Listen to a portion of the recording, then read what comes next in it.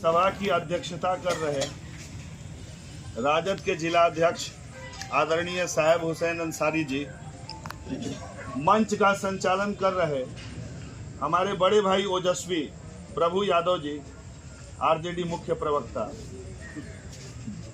VIP के वरीय नेता और नौतन प्रमुख कृष्णा चौधरी जी, माले भाकपा माले के वरीय नेता बड़े भाई आदरणीय सुनील राव जी और बैरिया मुखिया संघ के अध्यक्ष भाई नवीन कुमार मुखिया जी, सीपीएम के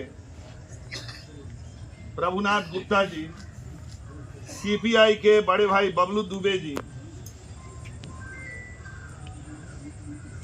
आरजेडी के प्रखंड अध्यक्ष नौतन नेक मोहम्मद अंसारी जी, आरजेडी के बैरिया के प्रखंड अध्यक्ष हरिशंकर प्रसाद यादव जी, राजद नेत्री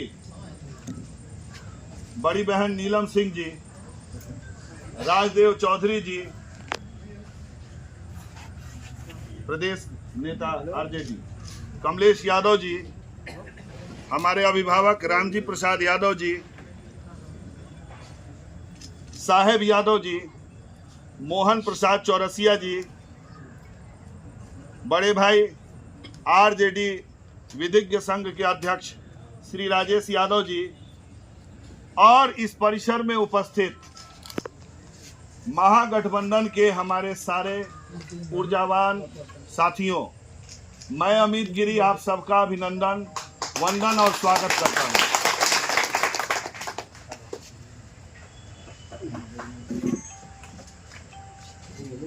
बोलने को तो बहुत कुछ है, लेकिन मुझे लगता है बहुत बोलने की आवश्यकता नहीं है, करने की आवश्यकता है।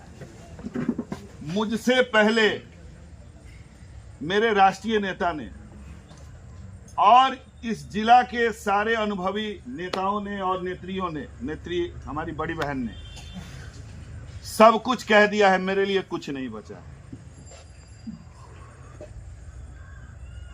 मैं जब टिकट लेके चला, थोड़ी सी पीड़ा अपना कहना चाहता हूं, क्योंकि अपने लोग हैं, ये वोटर नहीं है, ये हमारे भाई हैं, हमारे अभिभावक हैं। मैं कभी टिकट मांगने नहीं गया था पहले, चूंकि शिक्षक हूं, 20 वर्षों से इस जिले के नौजवानों का मैंने सेवा किया है। हमारे बिहार के लालू प्रसाद यादव जी, उन्होंने गरीबों का सेवा किया, तो लोग उनको गरीबों का मसीहा कहते हैं। गांधी ने पूरे देश का सेवा किया, भारत की आजादी का नेतृत्व किया, तो लोग उन्हें भारत का नेता कहते हैं। मैं 20 वर्षों में 75,000 बच्चों को पढ़ाया और अपनी आमदनी का 90% हिस्सा उन्हीं बच्चों में से गरीब बच्चों पे खर्च कर दिया। तो निश्चित तौर पर मैं नौजवानों का नेता हूं।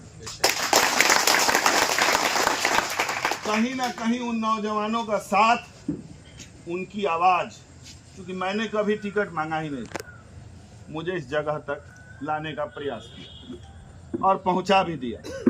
उसमें हमारी पार्टी का, हमारे नेताओं का बहुत अहम योगदान है, जिन्होंने मुझे बुला के ये सम्मान दिया और आपके बीच भेज दिया। लेकिन किसी शायर ने कहा था कि घर में आग लग गई घर के चिराग से।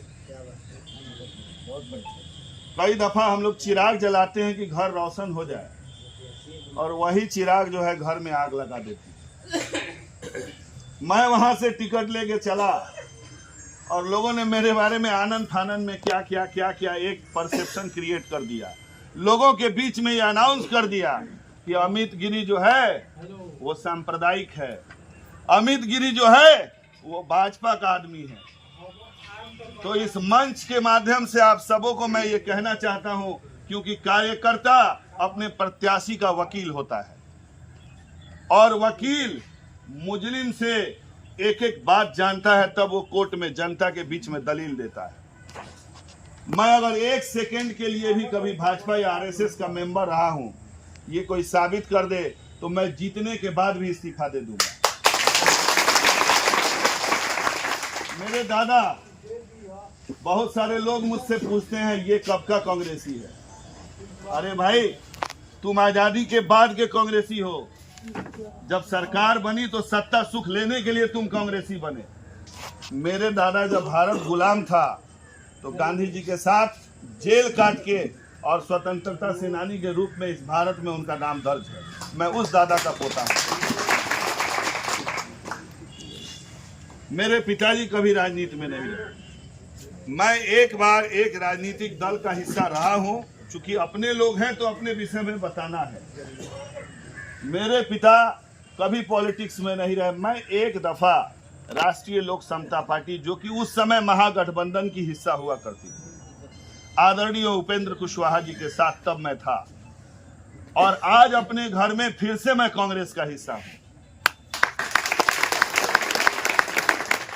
तो ये जो परसेप्शन मेरा वीडियो चलाया गया, जो कि फेक है, एआई से बनाया हुआ है, चेहरा मेरा, आवाज किसी और का, और तरह तरह का, आप बताइए क्या नमाज पढ़ना, रोजा रहना गुनाह है क्या? दुनिया की सबसे बड़ी बात है ये। इंसान को ईश्वर ने किस लिए बनाया? इबादत करने के लिए। मैं भी शिवरात्रि में आयोजन करता हूं और पूरे बेतिया, उस शिवरात्रि के आयोजन की सबसे बड़ी खूबसूरती है कि बेतिया में एक छोटा सा कार्यक्रम होता है तो ऐसा माहौल वहां के सियासी लोगों ने बना रखा है। किसी शायर ने कहा था कि सियासत को लहू की आदत है, वरना मुल्क में सब सलामत है।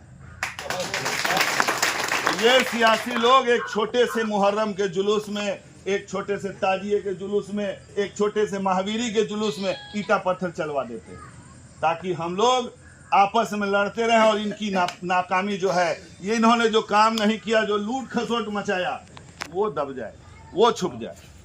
शिवरात्रि जहां लाखों लाख लोग होते हैं, आज तक कभी नोक झोंक नहीं हुआ है।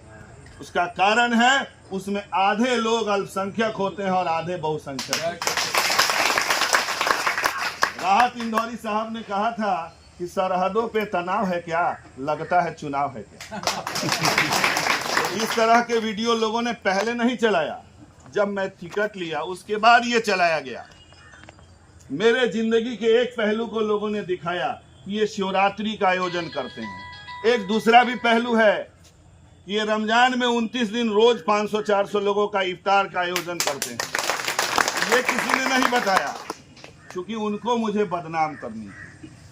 लेकिन जिसका चरित्र, जिसका जीवन 75,000 नौजवानों से जुड़ा है, उसके ऊपर आप कोई भी धब्बा लगाएंगे तो 75,000 वकील तो बोलेंगे ही ना। ये सारा धब्बा धुल चुका है। साथियों, ये महागठबंधन जो है, अगर दिल है तो ये सामने बैठी जो हमारी पूरी टीम है, ये उस दिल की धड़कन है। और हमारे एक नौजवान साथी ने कहा कि आपने हमें इग्नोर किया, तो मैं क्षमा मांगता हूं आपसे। मैंने किसी को इग्नोर नहीं किया है। मेरा अपना मत है कि नौजवानों को छोड़ के कोई क्रांति नहीं आ सकती।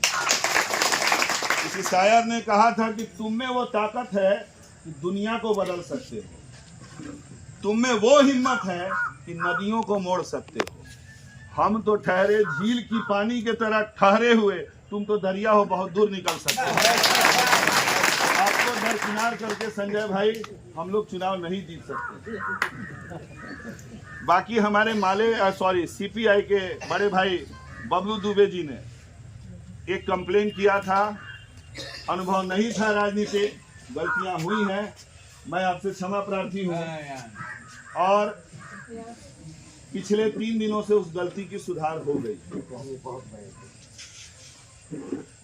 विशेष बिहार तड़प रहा है। लोहिया जी ने कहा था कि रोटी तवे पे छोड़ दो तो क्या होगा, जल जाएगा। जल जाएगा ना। तो रोटी जले नहीं, उसके लिए हम लोग उसको क्या करते हैं, पलटते रहते हैं ना। उसी तरह समाज न जले, इसके लिए सत्ता को पलटना जरूरी होता है। 4 बार से एक ही सत्ता, आप किसी को 20 वर्षों तक कुर्सी पे काबिज रखेंगे तो वो सेवक नहीं राजा बन जाएगा। आज शिक्षक आंदोलन करने जाता है तो उसको डंडा से मारा जाता है। शिक्षक है, क्रिमिनल थोड़े है। तो ये बदलाव जरूरी है। और रही बात कार्यकर्ताओं की और अमित गिरी के समन्वय की, तो मैं आप कार्यकर्ताओं से एक बात कहना चाहता हूं। आपकी ताकत क्या अमित गिरी है? नहीं है। क्या आपकी ताकत कोई प्रत्याशी है? नहीं है। बहुत सारे विधानसभा में महागठबंधन के विधायक जीत के आए हुए हैं, लेकिन कार्यकर्ता कुछ भी नहीं कर पाता है। आपकी ताकत आपकी सरकार है कि नहीं है? अगर कल तेजस्वी जी की सरकार होगी तो आपके विधायक का बात डीजीपी मानेगा, नहीं होगी तो दरोगा नहीं मानेगा। सही है ना? मैं जो देख रहा हूं इस नौतन बैरिया में, बुरा नहीं मानिएगा, मैं इस तरह की मीटिंग में बहुत बिलीव नहीं करता हूं। आपके पेट में दर्द है तो क्या आप माइक पे बताइएगा? क्या हम लोग डॉक्टर के यहाँ जाते हैं, अपेंडिक्स हो जाता है तो माइक लगा के चिल्लाते हैं क्या कि हमारे पेट में अपेंडिक्स जो है वो जनरेट हो गया है? ऐसा तो नहीं ना होता है। तो निश्चित तौर पे मैं बिलीव करता हूं कि छोटे से छोटे कार्यकर्ता, बड़े कार्यकर्ताओं को तो सभी सम्मान करते हैं। बूथ लेवल का कार्यकर्ता, पंचायत अध्यक्ष नहीं, बूथ अध्यक्ष, बूथ का एक एक वर्कर, उससे 1 to 1 बात होनी चाहिए, उसकी समस्या सुननी चाहिए। और ये चुनाव में नहीं, 5 साल, पूरे 5 साल मैं शिक्षक हूं और आप मेरे बारे में अपने घर के आसपास 10-50 बच्चों से अगर चाहिएगा तो एकदम तलाश लीजिएगा। आपके स्थानीय विधायक लूट खसोट मचा के जितना वो कमाते होंगे उससे ज्यादा तो एक शिवरात्रि में खर्च हो जाता है। मुझे कमाना नहीं है, मुझे अपने कार्यकर्ताओं को मजबूत बनाना है। अगर आप मुझे मौका देंगे तो हम लोग सभी मिल के नौतन बनाएंगे। अकेले मैं नहीं बनाऊंगा। गली गली तक मैं नहीं जाता हूं, घर घर तक मैं नहीं जाता। घर घर की समस्या मुझ तक कौन पहुंचाएगा? आप पहुंचाएंगे। तो आप इसके लिए आश्वस्त रहिए कि अगर आपका भाई, हमारे बुजुर्गों का बेटा, हमारी बहनों का भाई, अगर एक मौका आप मुझे देते हैं तो सब मिल के नौतन और बैरिया का विकास करेंगे। एक एक कार्यकर्ता उसके पंचायत में अगर कुछ करना है तो उससे 1 to 1 बैठ के राय ली जाएगी और उसके दिशा निर्देशन में ही काम होगा। ये तो चुनाव बहुत छोटी चीज है, तो 10 दिन में खत्म हो जाएगा। जो आता है 10 दिन अपने लोगों का सम्मान करता है, उसके बाद भूल जाता है। उसके बाद सम्मान किसका होता है? उसके भाई का, उसके बेटे का। अगर मेरे घर का कोई आदमी थोड़ा भी मेरे पद का दुरुपयोग करे तो सब जानते हैं मैं रिजाइन देके आ जाऊंगा। मुझे इस पद की बहुत लालसा नहीं है। मैं जिस दिन टिकट लेके आया, मैंने जो व्यवहार देखा, जो इंटरव्यू देखा, मैं इतना दुखी था कि मैं ऊपर वाले से कह रहा था कि काश मेरा टिकट वापस ले लिया। क्योंकि खुद जीतना नहीं है। कुछ लोग ऐसे हैं, आप बताइए, 5 कार्यकर्ता, 5 प्रत्याशी होंगे, 10 प्रत्याशी होंगे, क्या 10 प्रत्याशियों से ये पूरा नौतन और बैरिया का आरजेडी और ये महागठबंधन चल रहा है? क्या उन 10 लोगों से चलता है? हमारी सरकार आएगी तो हमारा एक एक कार्यकर्ता जब ब्लॉक में जाएगा, थाने में जाएगा, तो वो टाइट होकर बात करेगा। तो उन प्रत्याशियों को भी हम लोग मनाएंगे। वो हमारे भाई हैं, कुछ बड़े हैं, कुछ छोटे हैं, जाएंगे, उनका आरजू विनती करेंगे, आप सबों का साथ लेंगे, उनका पैर भी पकड़ेंगे, क्योंकि वो अपने घर के लोग हैं। घर से कोई नाराज हो तो घर छोड़ के नहीं जाता है, 2-4-5 दिन बर्तन पटकता है। बाकी ये मुझे आज बहुत बल मिल रहा है। मैं बहुत अकेला महसूस कर रहा था। आपके यहाँ आने से, आपको देख के, आपकी बातों को सुन के, आपके पक्षों को जान के, बहुतों ने मेरी कमियों को बताया। मैं थोड़ा भी नाराज नहीं हूँ। आप थोड़ा भी गुबार मत रखिएगा कि मैं आपसे नाराज हूँ। आप मेरे सच्चे दोस्त हैं। तो ऐसे लोगों की एक एक बातों को सुनना और उस पर अमल करना, और अपने एक एक कमियों पे काम करना आज से शुरू। और एक आग्रह करूंगा सारे प्रखंड अध्यक्षों से, पार्टी के सारे वरीय कार्यकर्ताओं से कि मुझे छोटे से छोटे कार्यकर्ता का नंबर और नाम लिस्टिंग करके दें। मैं उनसे व्यक्तिगत मिलूंगा, क्योंकि क्षेत्र में जाता हूं। अब मान लीजिए मैं कोतराहा गया, तो मेरा कोतराहा का जो मेरा भाई है, मेरा जो हाथ है, मेरी जो आवाज है कोतराहा में, मैं उनसे मिलूं ना, आगे अकेले जाऊं घूम के आ जाऊं। अरे मेरे लिए जो मर रहा है उसका भी सम्मान होना चाहिए ना। तो आप कार्यकर्ता साथी एक मौका दीजिए, नौतन का भी रंग बदलेगा और आपका भी रंग ढंग जरूर बदलेगा। इन्हीं शब्दों के साथ यहाँ बैठे सारे बुजुर्गों को और अपने सारे नौजवान दोस्तों को मैं बार बार सत नमन करता हूँ, अभिनंदन करता हूँ। धन्यवाद। जय हिंद, जय भारत।